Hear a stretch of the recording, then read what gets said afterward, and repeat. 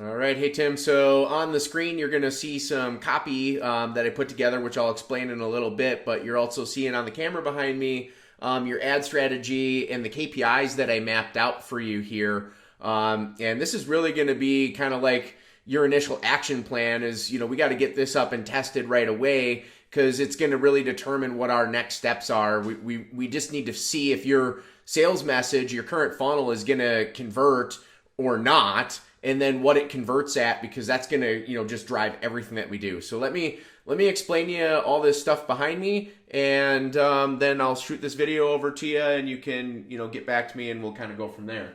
So what I got here is basically a map out of your funnel. So you've got your opt-in page, you got your VSL, you got the video series, sales page, you've got the annual upgrade, right? So that represents how the whole thing flows.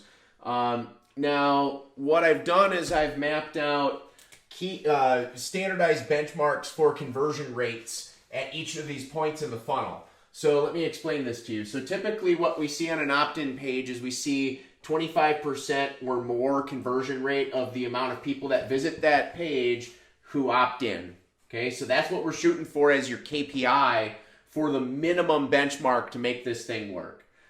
What we're also looking for on any sales message is a minimum of 1% of all the people who watch that sales presentation will buy the product offered on that page. Okay, so we're offering the book at $57, plus you got your forced continuity at $29.97. Now right here, this is going to be something that we're going to have to keep an eye on is what is the rebill of these people that they are in this forced continuity. On the 30-day renewal. We need to look and see how many drop off. We're going to have some of them get taken out of this because they buy the annual upgrade. So we got to look at what this percentage is on that rebill and be really careful. Now I took a conservative approach to it and modeled out your numbers for a 50% rebill, but this could be an area where you could really improve things in this process. This could really improve as well. Like we have sales messages that convert 2+% of the people that watch them, and that's actually pretty easily achievable on a $57 product too. So you got that going for you there. Now what we're also looking at is 25% conversion rate of the people who buy the product here, the book. 25% of them should take the video series, typically what we'll see. And then you should see about 10% of the people who buy the book will end up doing the annual upgrade. Okay? So what I did was I want to keep going through the numbers here first so you understand where this is coming from. I modeled out two different paths for us to test this VSL as quick as possible and test the funnel and different components of the funnel. I also wanted you to see how important it is to run the numbers before we start, running ads and stuff like that in any particular model. This is your existing model up here. What we're going to do is we're going to have cold traffic and warm traffic ads. Warm traffic just means that it's retargeting stuff and you're not going to have any of that to begin with. It's all going to be just cold traffic to begin with.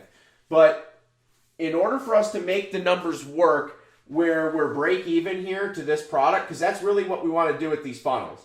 We want to get to break even to this in ad spend to this price right here, and any other little front end costs you might have. I don't think you have any with this funnel, but there may be a few little things. But I modeled it so that we're getting a $57 CPA, which should be that would get us break even to ad spend basically with this $57 book. Okay, so in order to do that, if we get a 1% conversion rate, then we need a 57-cent lead on this opt-in, which means that we need 15-cent clicks or less if we're converting at 25%, because that's 1 out of every 4. 15 times 4 is 60, so that'd be like 60. That would actually be 60. 4 clicks would be 60 cents to get 1 lead. That gets us a little bit over 57 cents. So at 14, it's like 48 or something like that. So that's the numbers work out a little bit weird there, but we need to be less than 15 cents a click is the point I'm trying to make, and that's really hard to do, right? It can be done, and we're going to test it, but it's really hard to do.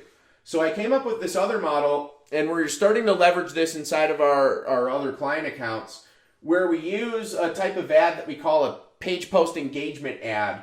And what we're doing in that ad is we're trying to get them to comment that they want what we're offering in the post.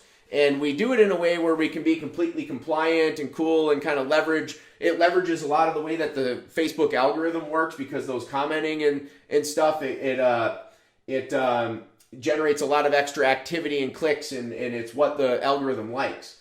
But what we can do then is respond to them typing yes, for example, in the comment, and send them a link. Now, what happens there is those links are not subject to Facebook's terms of service for ads, because you're just responding to a comment on a page post now, because those ads are technically page posts. So what you can do is we could put a link, and you can comment to these people, and we can send them straight to the VSL and bypass the opt-in, because usually the opt-in is put here to cover the VSL so that you can be compliant on Facebook. We can bypass that and go straight to the VSL, and this will allow us to test the VSL a lot faster than right here, and the numbers work out quite a bit better, assuming the same 1% conversion rate, because now what we can do is we can get a 57-cent click over here and still get break even with a 1% conversion rate. So, it's a lot easier to get a 57-cent click than it is to get a 15-cent click.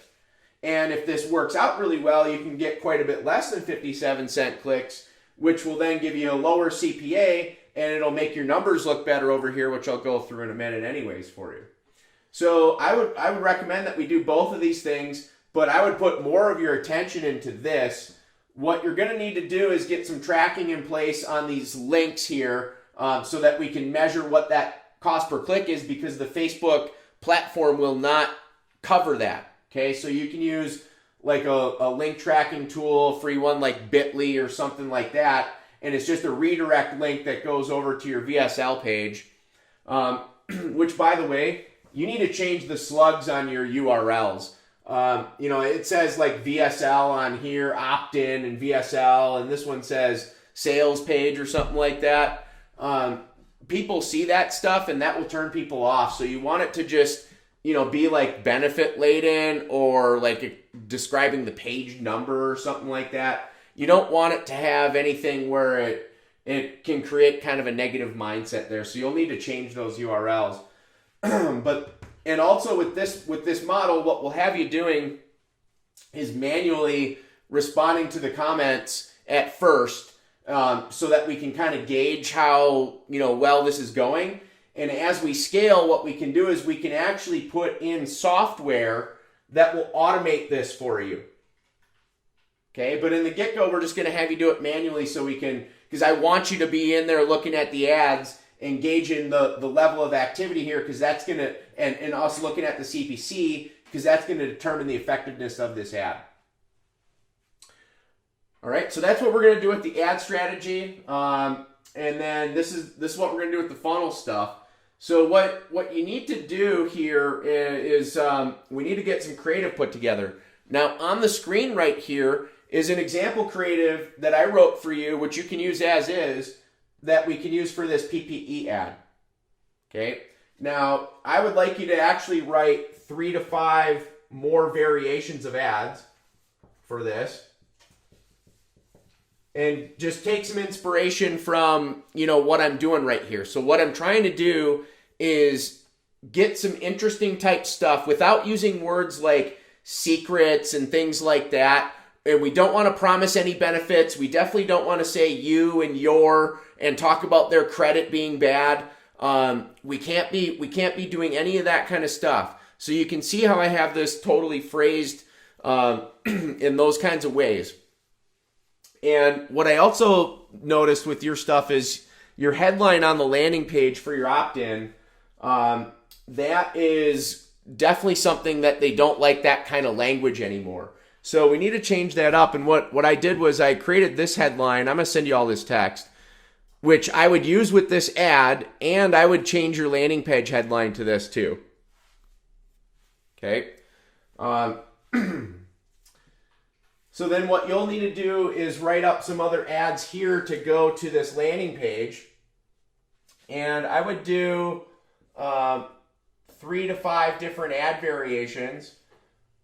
I would do a story-based ad following the training that you have in boot camp. You do, and I would just do 3 to 5 different variations of that story ad. Now, what you can do is you can do that in video as well. So if you do that in video, then you have we can have an image-based one, we can have a video-based one, and then you just want to have 3 to 5 different sets of copy that are going to go with that. And we'll use this link headline right here on every single ad, because that's going to be the headline that's on the opt-in page, so we want to keep those things congruent.